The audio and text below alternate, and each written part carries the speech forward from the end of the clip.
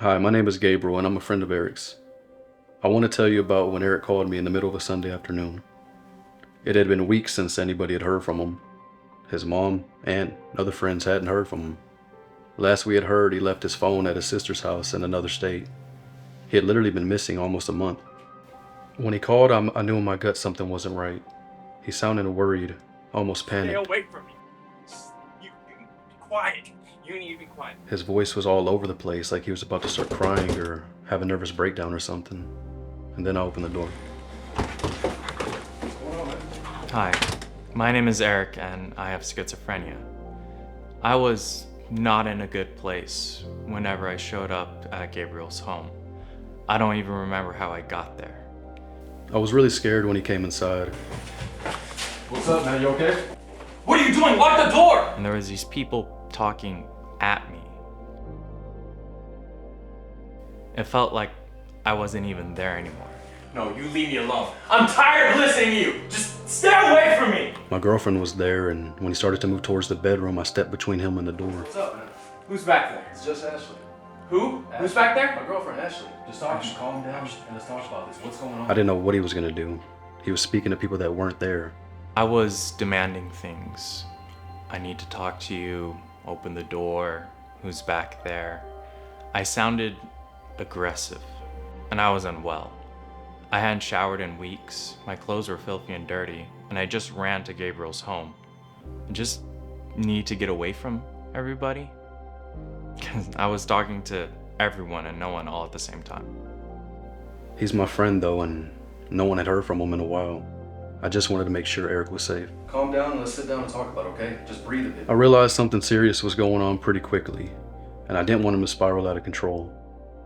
By talking about his feelings and the facts as he knew them, we might be able to talk and work through some stuff. He started talking about his new job and being off his medications. He started talking about his partner, Michael. I have this really awesome job and it's just so great. And these people are following me and I just don't know what to do. I came here because I know this place is safe and that's what I do, right? That's what friends do, right? They come here. So I'm just really happy to find you and they're outside. They're outside. When he started talking about his new job, I knew that it was bad. He said he was working for the government and was scared that they would hurt Michael or me if he said anything else about it.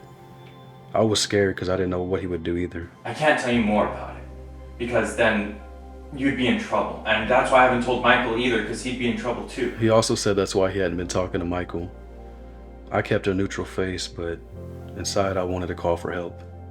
I was getting more and more scared for my girlfriend and I. I mean, we're talking about his feelings and I was empathetic to him, but he was also scared and I couldn't tell him I was. It's just been really hard. I haven't been in my house for a good 3 weeks. I understand, man. Just like I said, let's just sit down and talk about it. It'll be fine, okay? And even when no one was around, I still could hear things coming from them. But Gabriel was smart, and he's someone I know I can go to. Gabe listened to me. He didn't interject, and he made me feel like I was heard. It was really easy to share my feelings with him. I just felt like I needed to be there for him. He seemed scared and so incredibly alone.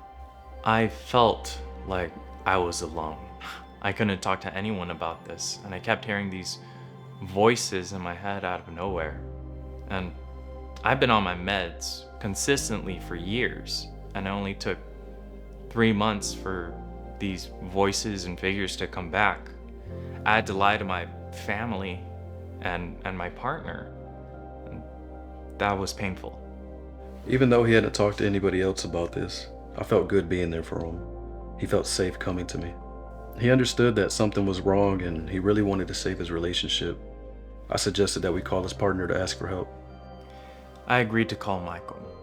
I love him, and I knew that he would understand what I was going through. He's always been there. I hugged Gabriel after he made me call him. Although Eric was filthy, I know that's what he needed. I offered to let him take a shower and he agreed. After that, Eric set up an appointment with counseling services to see a therapist and begin the process of getting him back on meds. Gabriel and Michael were always there for me, and even though my life was spiraling, I was always appreciative of what they did for me. I love them, and I'm really glad that they're in my life.